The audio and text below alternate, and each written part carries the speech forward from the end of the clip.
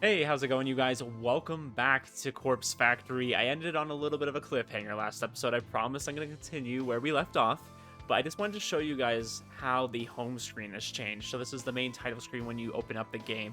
If you notice, we have 4 people now. So when you first load up the game, you have nobody here. As you get past the prologue, then you see Noriko pop out. Then we had Koji come out, Tomoe, and now Aoi is here. So I wonder if Aoi is going to end up joining our little group of Corpse Girl. I was like, what do we call our group? What is our group? I guess we're just Corpse Girl. But anyways, I just want to show that off real quick before we jump in here. So this is right after Emi dies. So let's see what happens. Splattered in the flower bed. Probably matches the photo you sent. Wish I'd seen that. Thanks, Kojiro. And thank Tomoe for me. No prob. Where are you, anyway? Parking lot across the road. Perfect view of her apartment. So interesting. So Koji watched the whole thing happen. People are coming outside. Must have heard the splat. Bad. So my thing is, there was the, I don't even know what you would call that. The gurney, I guess? The gurney for the body. So the body's probably still up there. So somebody's going to see that, like, hey, there's another version of her, but it's not her. I mean, if you rub all the makeup off and stuff. And then there's the gurney. So isn't this going to link them back to him in some way? I'm a little bit curious how they're going to play that off. We'd better gun it. See ya. Okay, bye. I hang up the phone and smile, and a smile fights its way across my tired face. Emi Katsuno is dead. She killed herself thanks to the trauma of discovering her own corpse at her doorstep, even though I forgot to send the corpse photo last night. I nearly screwed up our entire plan due to how exhausted I was, but by some stroke of luck I managed to wake up early this morning. Thankfully, my first thought upon waking up was to send the photo. Emi would have received the picture only an hour before the time marked on it. It was a close call, a very close call indeed. But I can't help but wonder if it worked in our favor. Yeah, certainly putting the time really close would bring a lot of anxiety, and she just so happened to wake up that early. Kojiro and Tomoe rushed over to our apartment to deliver the corpse.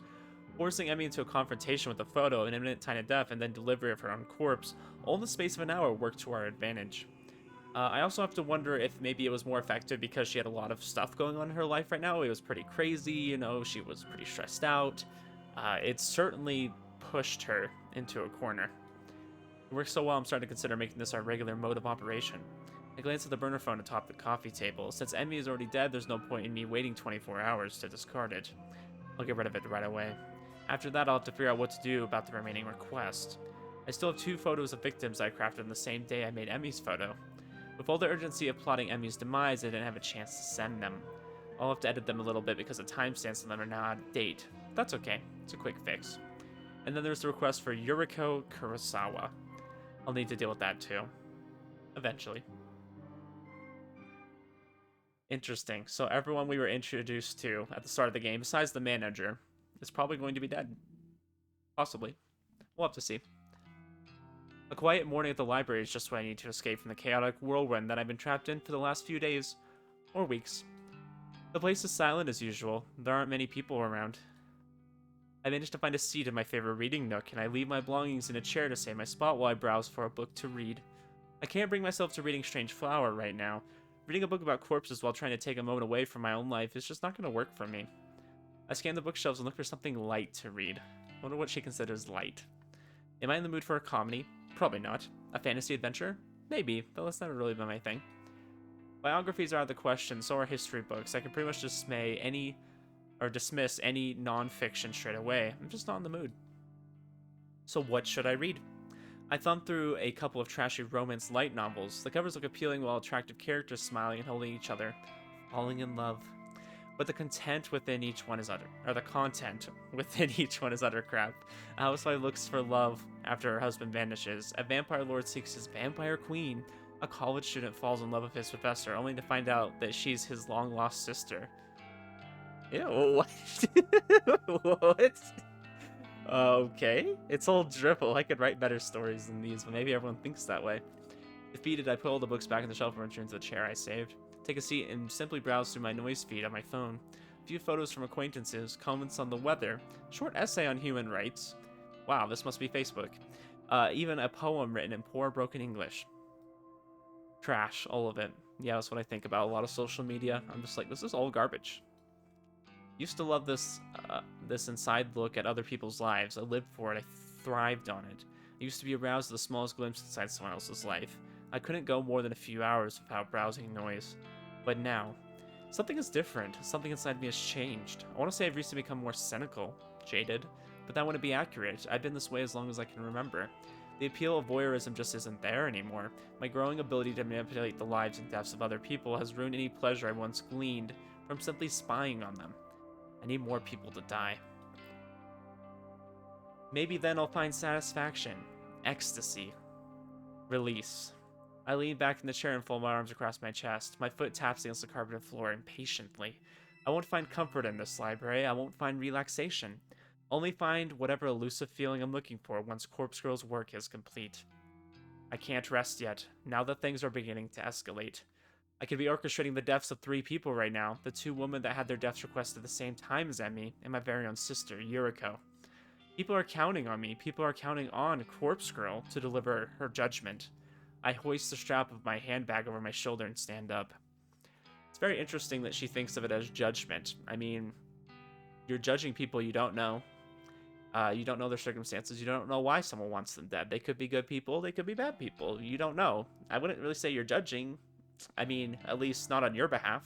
I don't think Corpse Girl's one judging him. Somebody else is, and you're just fulfilling that judgment. It's time for Corpse Girl to usher in a new era of human suffering.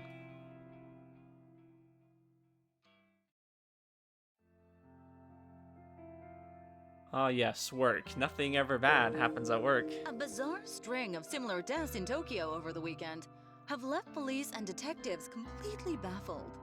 Yep, there he is again. I knew as soon as I saw him in the mall, he was going to be a recurring character. I'm pretty sure that he is Shinya's dad. I know some of y'all weren't sure about that. I'm pretty sure, though. We have Chief Detective Fujikawa at the Tokyo Metropolitan Police Department in the studio today to discuss the events. Because Shinya's last name, is that Fujikawa? I think so. According to eyewitness reports, a young woman plummeted to her death from an apartment building on Saturday morning. 2 other women suffered a similar fate in different locations late on Sunday night. Police have not yet released information on the identities of the young women. Would you care to share your thoughts, Detective Fujikawa? We cannot rule out the possibility of homicide in these cases. Oh. Who's always calling me? Can't rule out the possibility of homicide in these cases. Yeah, I think that's a smart move. Police recovered additional bodies at the site of each death. In each instance, a look-alike corpse matching the appearance of the victim was found. This cannot be mere coincidence. I believe that a single perpetrator is behind the deaths of all 3 women. Okay, so we're finally getting into the point of the game where they're investigating what's going on. I mean, we've definitely amped it up a little bit using actual bodies. I feel like that is a little bit more scary than, just sending pictures. Leaving a look-alike corpse at the scene of each crime seems to be some sort of psychotic calling card. It's clear that the death of each victim was premeditated. So if there's a corpse at each one, does that mean we ended up killing the other 2 girls that worked at the same store as Emi? In cases like these, the perpetrator is often looking to be caught, even if only subconsciously.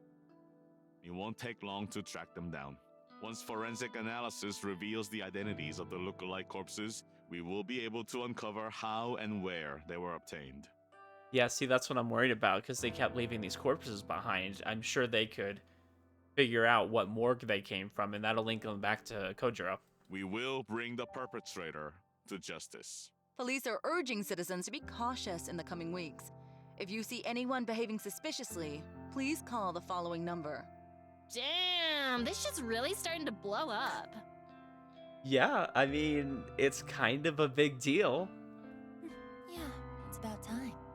It's about time. Okay, Noriko, sure. 3 deaths in 1 weekend. Corpse Girl is on fire. She couldn't have done it without you and Kojiro. So, thanks. I know those corpse deliveries yesterday were rather last minute.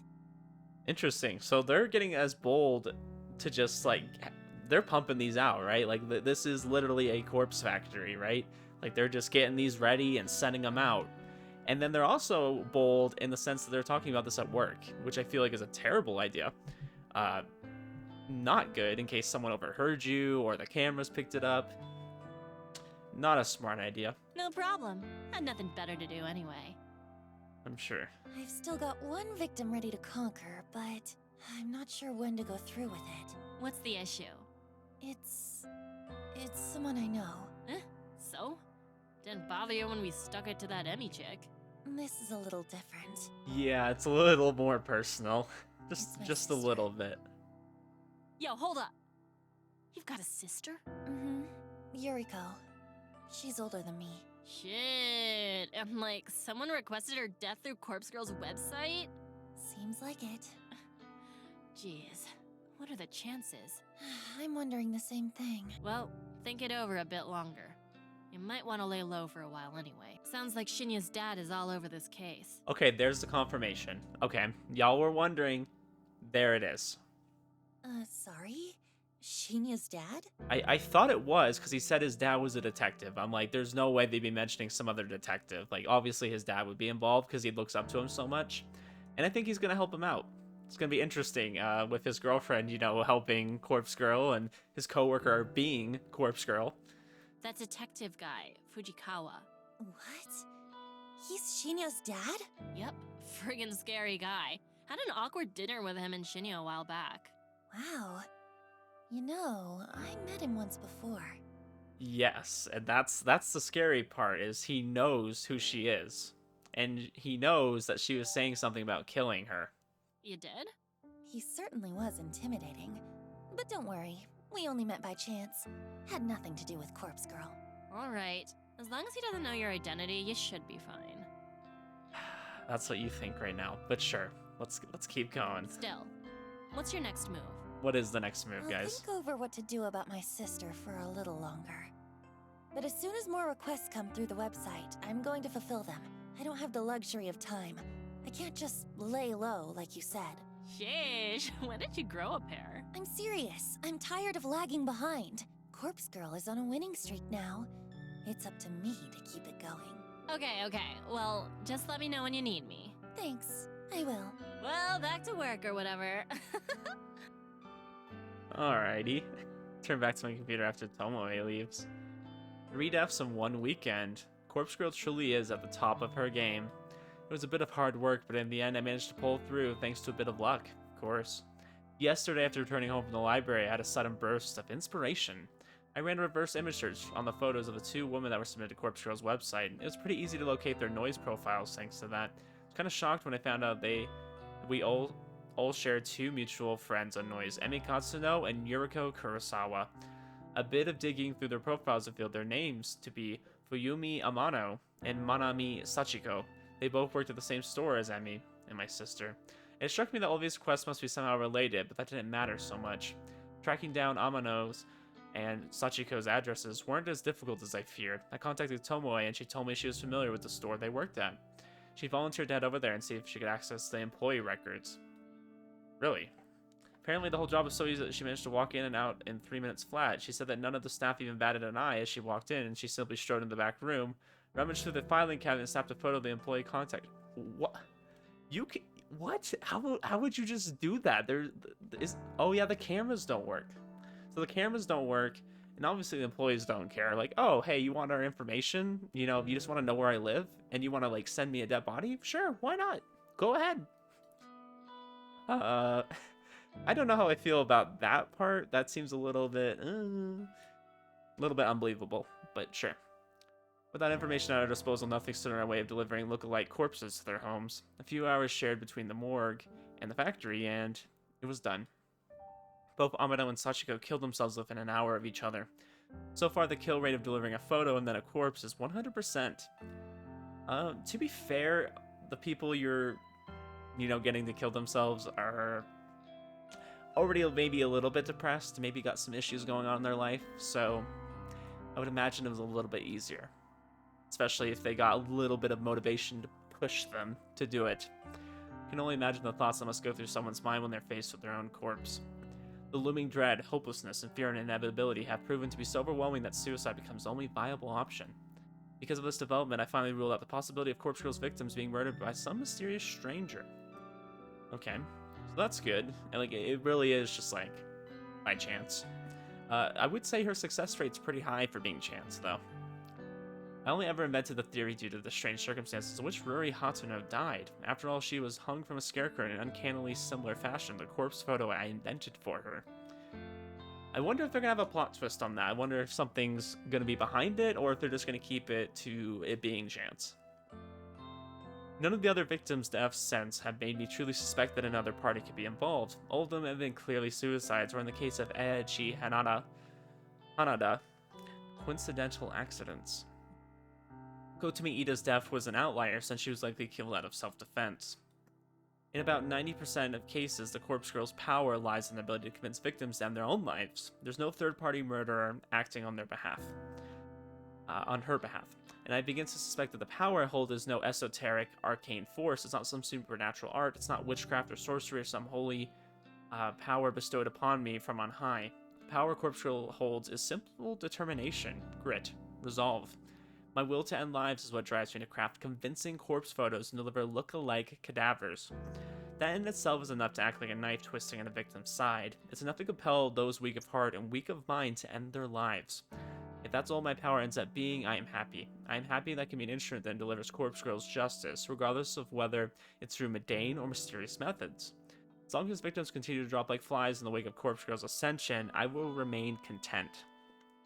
So we've gotten a little taste of killing maybe some higher level execs at the company.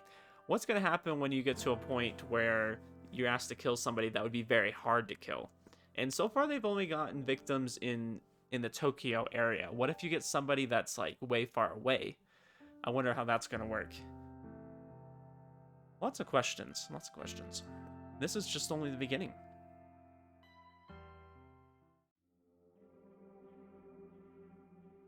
There are no new requests when I log into Corpse Girl's website that evening. I'm strangely okay with that. There's something I want to do before more requests come through anyways. I'm going to make some updates to the website, a few improvements that will considerably ease the workload placed upon Corpse Girl, Kojiro, and Tomoe. The website's admin settings added a couple of extra data fields to the front page. Instead of just asking for a photo and a phone number, the website now requires a victim's address to be provided. This will ensure we can successfully deliver a corpse for every request. In addition, the site now asks for the victim's name. I've always been hesitant about requesting the specific details. I never wanted to know the names of the people Corpse Girl will kill. It creates familiarity, and I used to worry that it would prevent me from going through a request. But more than all of that, I feared I would delve too deep into someone's life. I feared that I would become too attached, too entranced by standing on the outside and looking in. Knowing someone's name would have allowed me to easily find victims online and go the rabbit hole of spying on their private lives. My voyeuristic fetishes would have defeated me. I know myself, and I know what I would have become far too interested in a person to carry out their death. It's the same reason why I never reverse image searched a victim's photo before yesterday. Now that things are escalating, now that Corpse Girl needs a victim's address to ensure a kill, I have to get past all that. I have to be strong for Corpse Girl. I'm somewhat relieved that the timing is suitable. After all, I haven't been as roused as usual when stalking people online. I don't know if my libido is just so, or if I've truly become uninterested in such things. Either way, I believe I'm able to cope with the burden of extra knowledge. Learning victims' names, addresses, all that, it's going to work in Corpse Girl's favor. And I'm surely strong enough to not give in to the temptation and succumb to the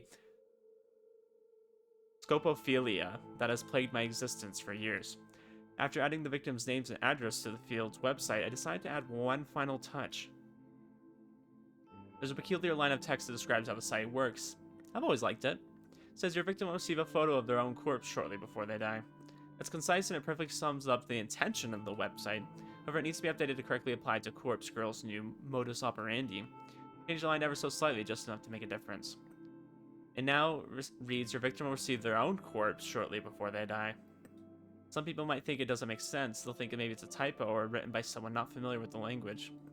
But it is completely intentional. Now that I made all the changes to the website, I click the save button in the admin panel. The changes are reflected immediately on the front page of the website. Corpse Girl's new and improved request form is online. With that done, I simply need to sit back and wait for some new requests to pour in. Interesting. So the website's a lot different now. It needs a lot more information. But this will make it a lot more concise, a lot more satisfying, I guess. At least for Corpse Girl. And it shouldn't take long once I put my next plan into motion, because I finally figured out how my sister can be of use to me after all these years. She's going to help me become famous. Yuriko Kurosawa's death will ensure that everybody in Japan knows the name Corpse Girl. I feel like that's... I feel like making a scapegoat out of your sister might lead them back to you, but we'll see. For the first time in a while, my fingers scrape against the bottom of the cabinet drawer. Oh, shit. Fumble around and grab the last remaining burner phone in the drawer. It's a fairly modern handset from around 3 years ago. These newer models never retain their battery charge for more than a month, or so when they've been inactive. Thankfully, it uses a generic charger, so I quickly plug it into the kitchen outlet and wait for it to return to life. I glance back down at the open drawer. It's completely empty now, and I'm going to need to restock my supply of burners if I hope to continue with Corpse Girl's work. I nervously bite my fingernails at the thought. Getting these phones isn't easy. It's free, yes, but not easy. If I get busted trying to lift a stack of them, that might very well be the end of me.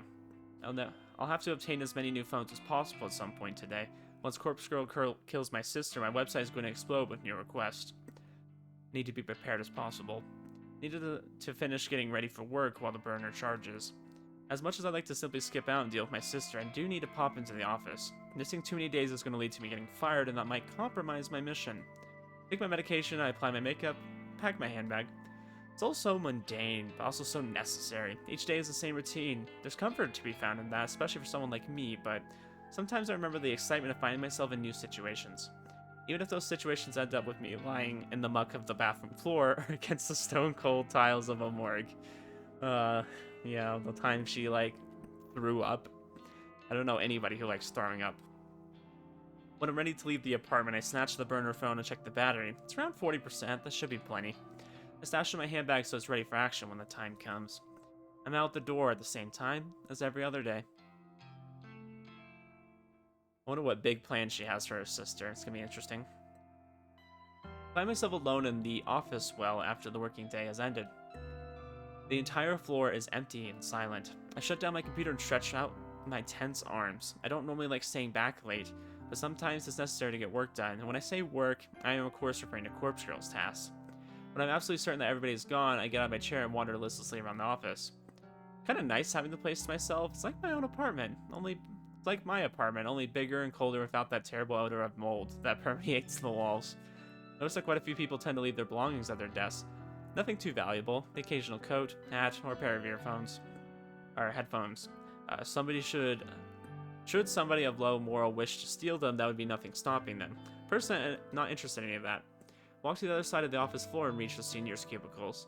Even the seniors leave important things lying around. There's a gift bag with a cake shop logo in the front, company credit card, a few personal bank statements. The contents of their desk drawers are where the real gold is found. So I rifle for one drawer in particular to find exactly what I'm looking for. It's an old noise-branded phone a few miles earlier than my own. It slips into my handbag right alongside the burner phone I brought from home. Close the desk drawer gently and trapeze into the next cubicle. The top drawer here contains a flip phone, familiar classic. It'll serve me well. Into the handbag it goes. One of the main problems I have with this company, with any company in fact, is the wasteful attitude of management. Executives, seniors, and even some junior staff are provided with company phones. Basically, you're expected to make calls on the job. The company will issue you a phone so you don't have to use your own. However, with the rapid evolution of modern technology, phones often find themselves replaced or upgraded before they cease functioning. Management doesn't care about recycling or repurposing unused, obsolete phones. The devices simply drift to the bottom of drawers or storage cabinets, destined to become forgotten within moments. Am I really doing the wrong thing by taking these phones off the company's hands? It's not like I'm stealing personal property from employees. I do feel like they could link this back to you, though. They could at least link it back to the company. I feel like we're going to get into a situation where Kojiro's going to be put in a corner because they're going to realize what morgue a lot of these bodies are coming from. Maybe they'll track her phones back to here. They'll track it to employees, but it's going to be multiple employees. So they're going to have to figure out which one it is. I mean, there's been deaths at this company too. Lots of stuff I feel like that can lead back to her, especially when she's going to kill her sister. We'll see. I'm only taking what the company is likely to write off as a business expense. This is a multi-billion yen company. Are they really going to miss the odd, outdated device? I justified this to myself long ago. I'm assuring these phones are used for a bigger purpose, and there's nothing bigger than fulfilling Corpse Girl's ambitions. To swipe the 4th or 5th phone, I hear the ding of the elevator across the floor. Shit. Someone's here. I need to get away from the cubicles without being Noriko, seen. is that you? I must have ducked down a second too late because the voice identified me correctly. Fell forward on my knees just a bit, so I'm not so close to the cubicles. When I get to my feet, I'm halfway between the senior employee areas and the junior's open plan desk. Shinya? Shinya walks over from the elevator to greet me. You're here awfully late. What were you doing over there? That is, if you don't mind me asking. Frick. Gotta make an excuse. Drugs. Oh, I was doing drugs. I lent my USB drive to one of the seniors earlier, and they didn't return it, so... Oh, did you find it? Nope. Oh well. I'll ask about it tomorrow. I could help you look if you like. Seriously, it's okay. I'm about to head home. What are you doing here? I left my wallet at my desk. Can you believe it? Oh, wow. How crazy is that? Leaving a personal item at work? Oh, you're so silly. Luckily, I remembered before I took Tomoe out for dinner. I know, wouldn't that have been a disaster? I would have appeared to be quite the buffoon if I'd been unable to pay for our meal. Yeah, so funny. Yeah, I suppose so. Hey, how are things anyway? Things with Tomoe are great. We are truly in love. I mean, I am happy for him now that, freaking Kotomi's out of the way. I mean, should be easier, right? Well, okay, not exactly what I meant, but how are things here? I mean, what happened with Kotomi and... Ah, that whole kerfuffle. I love this guy. Can you believe Miss Ida is dead now? I know, Shinya's the kind of guy who says gee willikers and all those really, like, 50s sounding things. Is it wrong of me to say that I'm happy she's dead? No. Is that an awful thing to admit? I mean, it is awful that somebody died, but I don't think it's awful of you to say, like, hey, I mean, yeah, it's sad that she died, but at the same time, you know, she was trying to get you to have sex with her. I would consider that sexual harassment. Gently shake my head, but I don't interrupt his train of thought. So bizarre. Especially considering our relationship and how determined she was to end my career. It bothers me that Shinya is still referring to the conflict between himself and Kotomi as a relationship. No, that was not a relationship, my guy. It would seem that she was the only one with animosity toward me. As such, the other executives said I'm welcome to work here as long as I like. Okay, cool. In fact, they were even generous enough to give me a small salary raise. Wow! That's great, Shinya. I'm just I'm expecting really Shinya to happy be like, for you. I'm making $1 more an hour. Yay! It's like $1 more in an hour. That's like hardly anything. Thank you. It truly was a struggle there for a little while. Before my brain can even register what I'm saying, the following words tumble out of my mouth. Oh boy, when you have to word it like this, I'm a little bit concerned. Do you want to talk about it? Noriko, I know that I haven't been as open with you as I should have been. I mean, you don't have to be open with us at all, but okay. Maybe talking about it will help me put the whole thing behind me. Sure, if it'll help, let's do it. Bite my tongue as I try to think of a way to back out of the situation. Oh, you know, if you're uncomfortable talking to me, maybe Tomoe can help? My objection is met with a smile. Looks like I'm in too deep Tomoe now. means well. She really does. But whenever I bring up the subject, she becomes visibly angry. Many a death threat against Miss Ida has been made aloud. Oh. I wouldn't be all too surprised if Tomoe was the one who killed her. There certainly is a motive there, after all. Huh. Crazy. Yeah, that would be strange. That would certainly would be. Yeah. Ha ha ha ha. Huh. So you don't know who killed Kotomi? I don't even think the police know that much. Father showed me the photos of the crime scene. Chances are that whoever did kill her was also killed in return.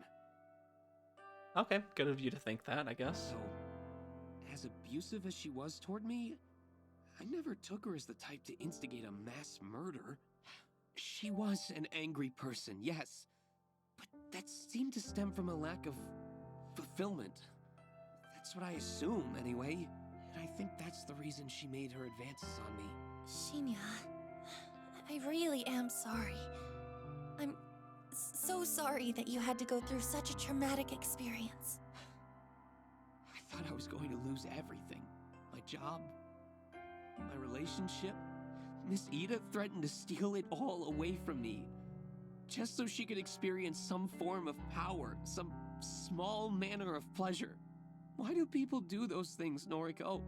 Wow, crazy. Yeah, why would people do those things? It's absolutely horrible, right? What joy is there even to be found in...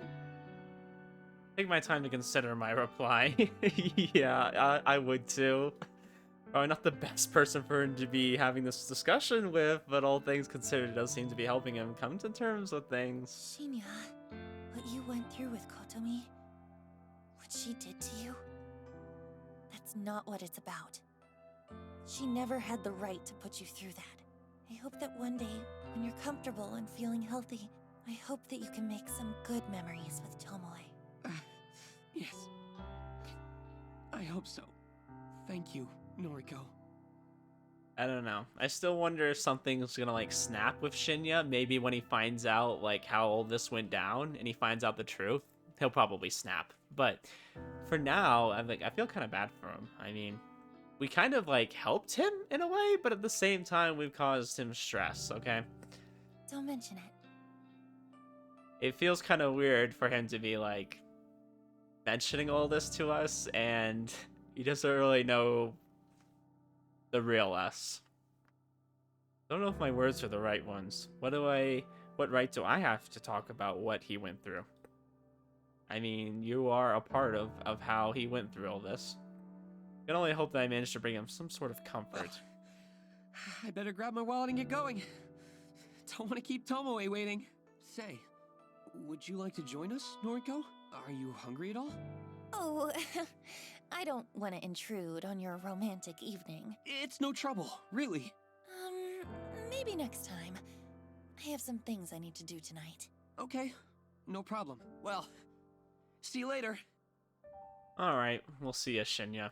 I still think he has one of the oddest relationships, because Tomoe is not the kind of girl I'd ever see him getting with. But you know, all's well that ends well, right? I don't think this game's gonna end well. Shinya takes off toward his desk. I breathe a sigh of relief as I hoist my handbag from the ground, feeling the reassuring weight of my newly acquired burner phones.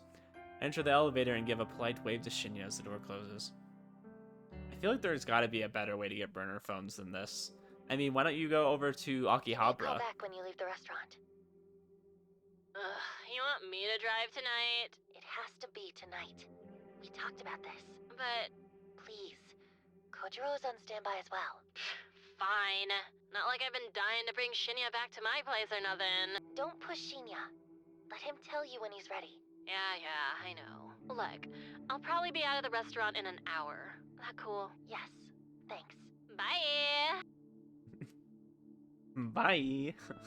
I look down the street, my gaze aiming directly at the restaurant Tomoe is currently seated at with Shinya. Need to kill an hour around here, but what is there to do? Not exactly keen on the idea of window shopping. I don't even want to be here. But standing in one spot as dozens of people walk by is really nerve-wracking. I could go visit Aoi at the maid cafe, but then I'd have to pay the table charge to enter, and it'd probably be weird to be served by girls in maid costumes. Not really my thing. As I glance around, I notice a 24-hour manga cafe at the end of the street. That could actually be perfect. I could rent a quiet space for a few hundred yen and just read a book until it's time to go. No one over there to bother me. In fact, the only person I need to speak to is the attendant at the counter. With my mind made up, I hurry along to the manga cafe. How come America doesn't have anything cool like that? Like, what are we even doing? Well, what are we doing, guys? We don't have any, like, internet cafes, maid cafes. We don't have manga cafes. They have all the cool cafes. They have cat cafes, for crying out loud. It's like, why do we have nothing here? Our cafes have crappy food. Okay, let's just be honest. Some of this American food, especially breakfast, is just kind of crappy. It's not too good. I can make better food at home. I'm just gonna be honest. We're failing, guys. They even have better convenience stores too. They just have better stuff in general. I will say the one thing we do have over them is our Blu-ray prices for anime is a lot cheaper. I don't know if you've ever seen their Blu-ray. Like, they split it up into volumes, and they're like more expensive than a whole volume here. You can get the whole anime here for the price of one volume there. So we're doing something right. But we can do better, guys, is what I'm trying to say. I'm speaking to America. We can do better. Alright, rant done. Come on, you're a night owl. What are you complaining about? Just making chit-chat. Oh yes, the master of chit-chat. Well, instead of talking, how about you hold that flashlight still? I can't see what I'm doing with you waving it around. Yes, ma'am. I'm nearly done anyway. Fucking Yuriko. This wouldn't be so difficult if she didn't have different haircuts in every single photo on her profile. I'm just going to have to estimate the length of her hair for now. The corpse on the table in front of me looks like an uncanny clone of my sister. I snip away a little more hair from her fringe and then put her scissors aside. You must be close. The opposite. Yeah, I didn't get the impression they were too close. Makeup's done. Thanks. Looks good. Chloe beams as she puts the cat back in her lipstick in her hand. I think we're done. Can you zip up the bag? I really need to wash my hands. You got it, boss. I step away from the corpse and plunge my hands in the ice-cold bucket of water on the factory floor. I have to admit that we've become pretty good at this whole thing. In just a week or so, we managed to refine our art and synchronize our duties. Okay, load her in the van. I'm going to send the corpse photo now. You sure about this? You think she's gonna be awake this time of night? I'm positive. This is the best time to do it. According to our noise feed, Yuriko Kurosawa is currently attending a massive party. I'm sure the venue will be packed to the brim with her scumbag friends. She's been posting about it for days. It was hard for me to find out all the information I needed, since whoever organized the party posted it as a public event. Oh, I'm guessing she was saying that it wasn't hard. Okay, it wasn't hard, sorry. Just wanted to clarify. Yuriko is about to receive a photo of her own corpse. And in less than an hour's time, she's going to be receiving her carbon copy corpse in a body bag in front of at least 100 people. The mass panic that will break out is sure to be hilarious. I don't want to miss it, and I don't want to miss my sister's final moments. Oh boy, I wonder if this is going to go wrong. Maybe she'll kill herself in front of her closest friends, or maybe the terror will still eat away at her and she'll go home first before deciding she can't take it anymore. I'm happy with either result. She's finally going to get what she deserves. I hate her so much. She's a low-life degenerate, a delinquent, the other scum of Earth. And she never calls me. She's the scum of the earth. She's a delinquent, you know. She's just cheating people out of money. And the worst of all, she never calls. I doubt she remembers I even exist. Ready to go? Snap out of my thoughts and look at the phone that I'd been subconsciously holding in my feeble grip. It's a burner I picked up from home earlier this morning. Yuriko's corpse photo is glowing on the screen, ready to be launched into the network. Hit send. Okay. Kojiro nods and hauls the zipped-up body bag onto his shoulders. The weight of the cadaver inside causes him to stumble a little bit, regains his balance, and shuffles towards the factory entrance. I examine the body bag as Kojiro carries it. It's the same white HRP that we picked up from the morgue, but I made a rather nice adjustment to it. Big bold letters are scrawled along the sides in purple and black permanent marker. It says, "With love from Corpse Girl." Underneath the massive letters, in smaller script, is Corpse Girl's website address. The scribble of a cute anime girl decorates the other side of the bag. It's the very same character that dances animatedly on Corpse Girl's website. Tony told me this was a bold move. Kojiro didn't seem to care. Yuriko Kurosawa is about to be publicly executed. Tonight is the night that Corpse Girl becomes known to the world. Oh boy, I feel like this is a big moment for the game. I'm like, oh, I don't know. I don't know about this one, guys. This is the quietest house party I've ever witnessed. I only managed to catch a glimpse of it before Kojiro shields my eyes with his ice-cold hand. I want to object to him censoring my vision, but the smell of blood caused me to slump against his shoulders, and I resorted to whimpering quietly as he places me gently on the ground. The vision of the house party from hell is still vivid behind my closed eyes. It's not like I've been to many house parties in my life. In fact, when I really think about it, I don't think I've ever been to a single one before. Wait, what's going on here? I've seen them on television, I've seen them in movies. They're always loud, music is blasting, people are dancing, drinking, making out. The scene I witnessed doesn't look like any of that. I'm pretty sure dead bodies don't line the floor at a regular house party.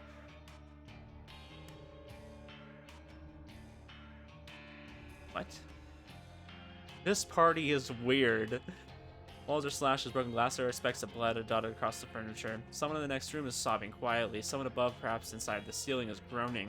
Kojiro's sitting next to me now. I can't imagine a bored expression hovering over its features. He still has his hand over my eyes. He taps the fingers of his other hand against the body bag beside him. His digits drum out a rhythmic beat upon Yuriko Kurosawa's clone, still zipped up and sealed inside her temporary coffin. I think Tomoe is still in the van. She said something about not wanting to get messed up. Never planned on entering this party, but Kojiro dragged the body inside, then returned shortly after and he told me I should come take a look. Here I am, blinded by Kojiro's misguided attempt to protect me from carnage I willingly unleashed. I asked him if he killed all the people here. He said no. Suppose I believe him. I had managed to squint through a gap in Kojiro's fingers momentarily. The blurred shapes of 4 or 5 bodies are on the floor in front of us. There's a stray arm lying limply on a chair that's currently unaccounted for. Kojiro presses down firmly against my face and my vision darkens once more. I hear his voice and imagine his calm demeanor in my mind. Thoughts? Don't know. I haven't managed to sort out my head Sister's yet. over there. Well, a corpse that looks like her, at any rate. Give me a second. Okay. Kojiro releases his grip from my face. I stand, I tiptoe forward, stumbling thanks to my blurry eyes. I can make out the shape of a sofa close to the wall, and I approach it carefully.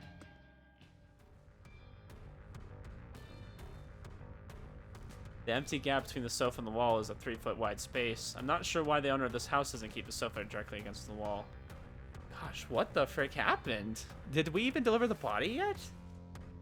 The empty space here seems kind of useless. Maybe if the sofa is all the way against the wall, it becomes far from the TV. That's a possibility. I'd possibly just get a bigger TV while the sofa can be kept comfortably flush with the wall.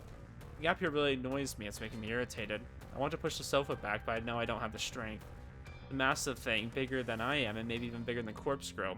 Even if I was strong enough to move it, it's still the issue of my sister lying here between the sofa and the wall. She's in the way. I'd have to move her first, and the thought of touching her is absolutely disgusting. Even when she was alive, I never wanted to touch her. She's a foul excuse for a human being. Hey, Yuriko. Long time no see. She doesn't You respond. don't look so hot. Guess I'm prettier now, huh? Gosh, what the frick happened, guys? What's going on?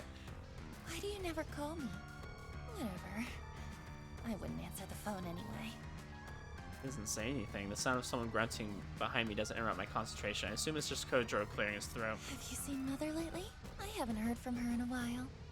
I'm sure she's fine. Are you still on parole? I heard you were working at a clothing store. Yeah, I'm fine. I'm working for Temujin at the moment. It's okay. There are worse jobs, I'm sure. How did you get that cut across your throat? Does it hurt? Reach forward and slip my fingers into Yuriko's gas. Ew. When I removed them, I found the red blood dripping down in between the gas between my knuckles. That's disgusting. Remember when you bandaged me up after I busted my knee? You said Mother would be mad if she found out that you hurt me. So you tried your best to fix me up before she got home. She found out, though. I think she's going to find out about this, too. There's no way you can keep this from her, Yu. Gosh, Noriko, what have you done? Like the blood under my skirt. Oh? Him? That's Kojiro. He's a friend. No, there's nothing between us. I hear the grunt from behind once more. I know. You're actually nicer than I remember. Why couldn't you ever be this nice when we were kids? If you'd been this nice to me, then maybe I wouldn't have spent my entire teenage life wishing you would drop dead. Oh, I guess my wishes came true after all.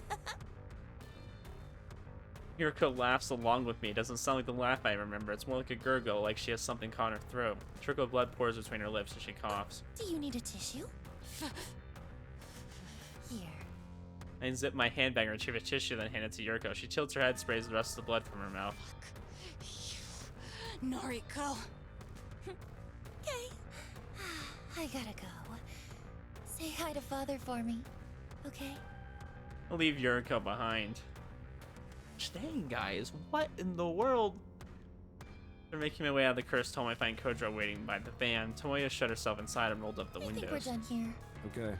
Leave this here? He lazily indicates the body bag on the ground. I guess so. We didn't need it after all. Guess not. Kojiro slaps his broad hands across his trousers, dusting them off. He cocks his neck to the side and stretches his limbs.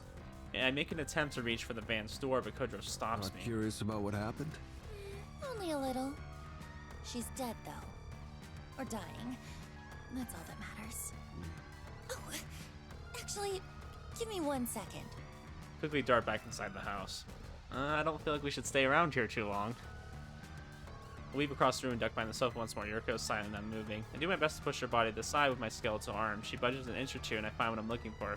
Her phone buried between her butt and the carpet. I turn on the screen and find there's no fingerprint or passcode lock. The photo of Yuriko's corpse, very same photo I sent to her earlier, still on the I guess screen. she did receive the photo then. Maybe that's all it took this time. She must have been pretty freaked if she killed all the people here. This is like the Kotomi Ida situation all over again. My voyeuristic tendencies flare up and I decide to look through the rest of her photos. I swipe across the screen just once more and nearly jump out of my skin. Yuriko received a photo right before she received the one I sent. It arrived 10 minutes before my photo.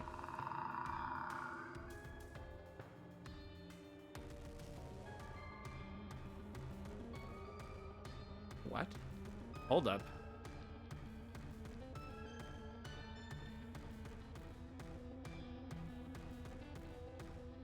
What does this mean? She's receiving 2 corpse photos. What the fuck? Someone else sent Yuriko Kurosawa a photo of her own corpse only 10 minutes before I did. Yuriko received a corpse photo from somebody else.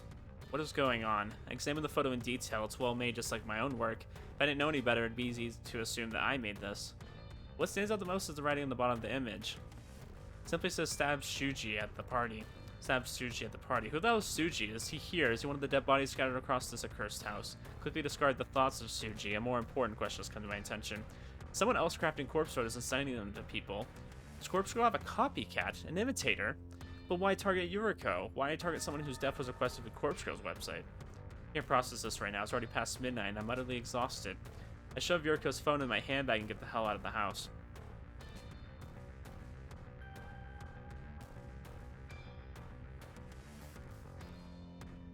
Is it entirely possible that Kenji is somehow involved in this?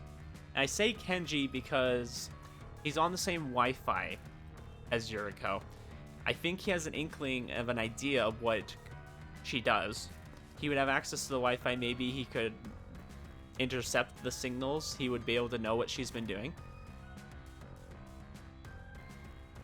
I'm just gonna throw that out there. That is my guess. Okay.